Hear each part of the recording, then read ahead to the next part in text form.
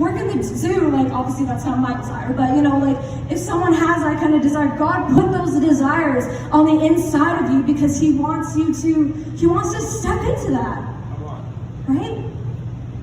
And yeah, like I just want to encourage you guys in that, you know, yes, there's a time and a moment for the desires that God has put in our hearts, but let's just be obedient to what He's asking us to do, because even when I was preparing for this, even sometime this morning, let's be honest here.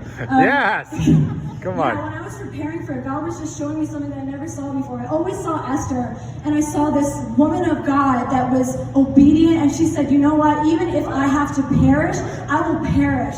And she was saying that on behalf of her generation. But I didn't even realize that there was a process that Esther had to walk through in order to become that woman of God that God ordained her to be. And I was looking at it. Let me find it right now.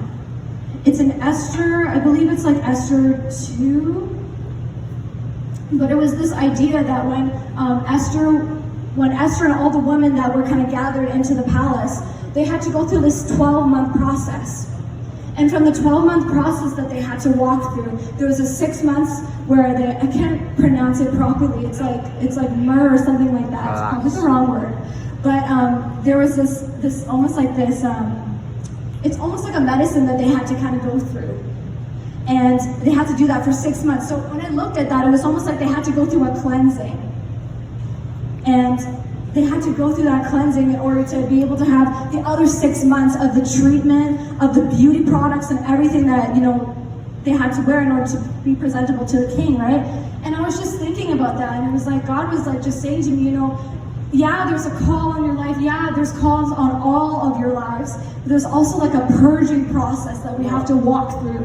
And to be frank and honest, that purging process is so painful. It's so hard. It is so difficult. But I'm telling you, when you walk through it, when you allow God to put your feet to the fire, you walk out of that and you're just like, whoa. Like, I'm so thankful that I was obedient to the call. I was so thankful, even just to the little things. That's another thing God was showing me. Being obedient in the little things will automatically end up to being the big thing that God has for you. Amen. That's right. It's just like mathematics. You think about it and it's like, okay, well, you gotta learn 2 + 2 = 4 in order to be able to, you know, when you get older, to be able to pay a bill, because, you know, if you don't learn the basic stuff, then how can you be able to do the big stuff, right? Yes. So there's a foundation that God has to lay in order for us to be able to step into, because if we step into something prematurely, then we can end up falling and we can end up hurting other people that we're responsible for.